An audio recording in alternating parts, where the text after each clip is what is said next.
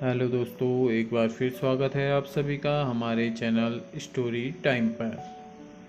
आज की कहानी है the Berlin bank robbery. 2009 Germany की राजधानी बर्लिन में एक बहुत ही योजनाबद्ध और चौंकाने वाली बैंक डकैती हुई। यह घटना जर्मन अपराध की दुनिया में एक महत्वपूर्ण मुकाम थी। इसमें एक चोर की सटीक योजना और उच्च तकनीक का उपयोग उसके द्वारा किया गया था।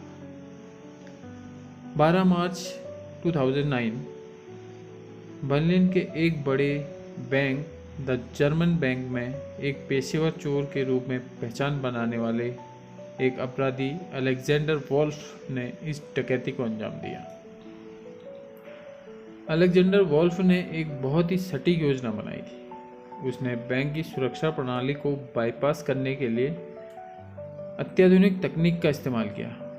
वोल्फ ने बैंक के बाहरी भाग को तकनीकी उपकरणों के माध्यम से बाईपास किया, जिससे वह सुरक्षा कैमरे और अलार्म सिस्टम को नष्ट कर सके।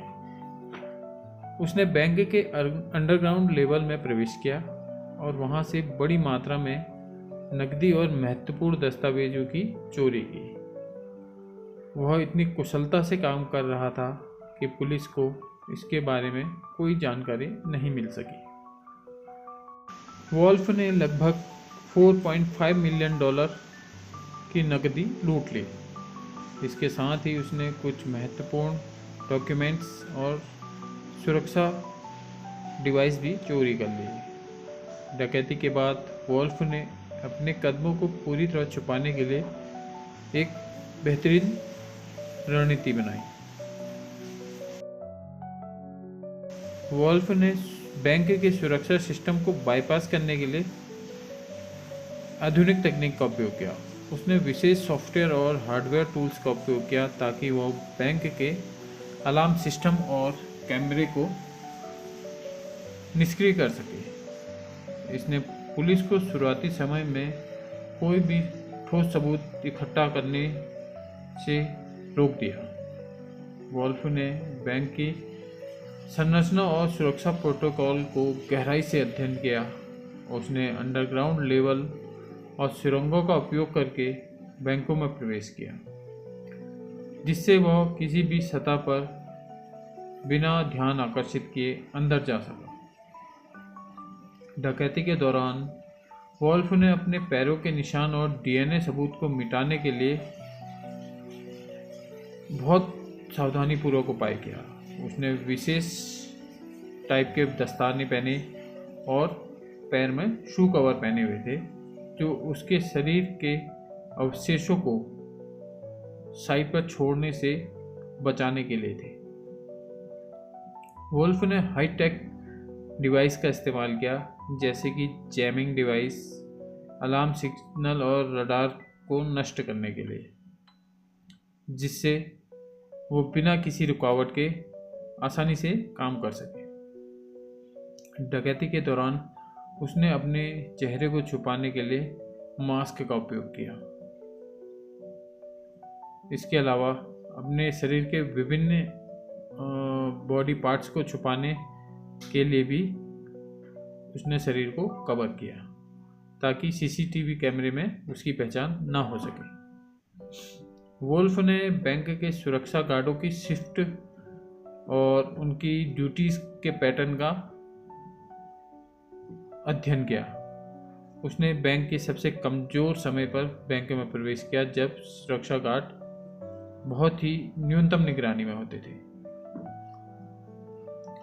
डकैती के बाद उसने फरार होने के लिए योजना बनाई। उसने बैंक के पास एक सुरक्षित और गुप्त रास्ता तैयार किया, जिससे वह पुलिस से बचकर बाहर निकल सके और वहां से निकलकर एक सुरक्षित स्थान पर जाकर छिप गया।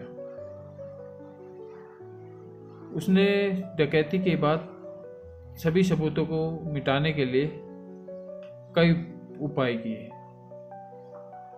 बैंक के अंदर और बाहर की किसी भी प्रकार की संभावित वीडियो फुटेज और कैमरा रिकॉर्डिंग को नष्ट कर दिया। जिससे उसे पहचान पाना बहुत मुश्किल हो गया। पुलिस को इस घटना का पता लगा तो उन्होंने चोरी के बाद इस घटना की खोजबीन शुरू की, लेकिन वोल्फ ने अपने सारे सुराग चालाकी से मिटा दिए थे। कई महीनों की जांच के बाद पुलिस ने चोर का पता लगाने में सफलता पाई। जब पुलिस को पता लगा तो उन्होंने वोल्फ की खोजबीन शुरू की।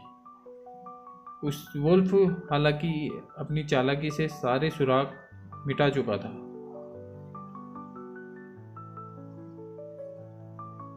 आवश्यक सुराग जुटाने में पुलिस को बहुत मशक्कत करनी पड़ी। डकैती के तुरंत बाद पुलिस ने घटनास्थल का निरीक्षण शुरू किया। प्रारंभिक जांच में कई ठोस सुराग जुटाने में पुलिस असफल रही, क्योंकि वोल्फ ने सभी कैमरों को नष्ट कर दिया था और वहां की सारी फुटेज खराब कर दी थी, जिससे चोर का पता लगाना मुश्किल था। पुलिस ने साइबर अपराध विशेषज्ञों को नियुक्त किया जो वोल्फ द्वारा लगाए गए हाईटेक उपकरणों को विश्लेषण करने में सक्षम थे। उन्होंने तकनीकी उपकरण जैसे जैमर डिवाइस और हैकिंग सॉफ्टवेयर की पहचान की। पुलिस ने बैंक की सुरक्षा प्रणाली की जांच की, यह जानने के लिए कि वोल्फ ने कौन कौन से तकनीकी उपाय करे थे। बैंक के अंदर के डिजाइन और सुरक्षा व्यवस्था की गहन जांच की गई। पुलिस ने सुरंगों और अंडरग्राउंड क्षेत्रों की जांच की जहां से उसने प्रवेश किया था। पुलिस ने विभिन्न लीड्स पर काम किया जिसमें संभावित संदिग्धों का पता लगाना और उनकी गतिविधियों का विश्लेषण करना शामिल था। पुलिस ने वोल्फ के संभावित संपर्कों और गतिविधियों का पता लगाने के लिए कई महीनों तक गहन जांच की। उन्होंने कई संदिग्धों की निगरानी की और उनके स्थान पर ध्यान दिया। पुलिस को कुछ महत्वपूर्ण सुराग मिले, जैसे कि बैंक के पास देखा गया व्यक्ति, उनकी संदिग्ध गतिविधियां और वोल्फ से जुड़े कुछ तकनीकी उपकरणों के अंश। पुलिस ने वोल्फ द्वारा छोड़े गए कुछ छोटे लेकिन महत्वपूर्ण सुरागों को ट्रेस किया। उन्होंने संदिग्ध स्थानों पर छापे मारे और वोल्फ को गिरफ्तार कर लिया। वोल्फ को उच्च तकनीक के उपयोग, चोरी और सुरक्षा प्रणाली को नष्ट करने के आरोप में गिरफ्तार किया गया। उसकी गिरफ्तारी के दौरान पुलिस ने उसके पास से कुछ चोरी किए गए सामान और तकनीकी उपकरण भी बरामद कर लिए। पुलिस ने अदालत में वोल्फ के खिलाफ सभी तकनीकी और भौतिक सबूत प्रस्तुत किए। इसमें वोल्फ द्वारा उपयोग किए गए उपकरण, चोरी किए गए सामान और अन्य सबूत शामिल थे। अदालत ने वोल्फ को दोषी ठहराया और उसे लंबी सजा सुनाई। उसकी सजा में कई सालों की जेल शामिल थी, साथ ही उसे जुर्माना भी लगाया गया था। अलेक्जेंडर वोल्फ की गिरफ्तारी एक जटिल और तकनीकी रूप से चुनौतीपूर्ण मामला था। उसकी चालाकी और तकनीकी कौशल ने पुलिस के लिए उसे पकड़ना और भी कठिन बना दिया था, लेकिन अंततः कई महीनों के मेहनत और सटीक जांच के बाद उसे गिरफ्तार कर लिया गया। इस केस ने यह साबित किया कि कैसे अपराधियों की उच्च तकनीक का मुकाबला करने के लिए पुलिस को भी अपनी तकनीकी क्षमताओं को सुधारना पड़ता है। तो दोस्तों, ये थी कहानी अलेक्जेंडर वोल्फ द्वारा किए गए चोरी की घटना की, जो जर्मनी में आज भी बहुत मशहूर है। इसी तरह की और कहानियाँ सुनने के लिए प्लीज़ लाइक करें, सब्सक्राइब करें हमारा channel story time. Thank you दोस्तों।